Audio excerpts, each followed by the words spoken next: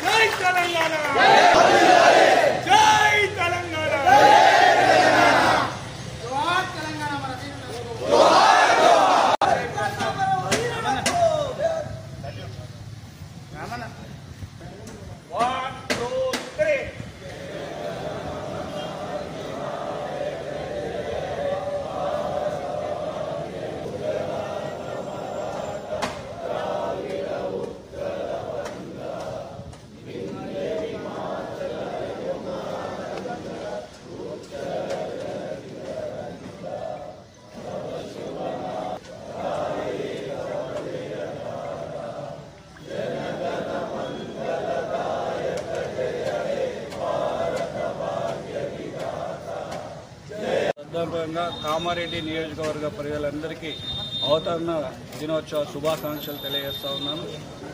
కొట్లాడి తెచ్చిన తెలంగాణ కేసీఆర్ గారి నాయకత్వంలో ప్రజలు కూడా 2 సార్లు కేసీఆర్ గారి మీద విశ్వాసం ఉంచి 9.5 ఏళ్ళు అధికారం చేతికిస్తే దేశంలోనే బ్రహ్మాండమైనటువంటి పేదల సంక్షేమం అభివృద్ధిని చేసి నెంబర్ 1 తెలంగాణ ఇండియాలోనే తీర్చిదిద్దినటువంటి నాయకుడు మన కేసీఆర్ గారు.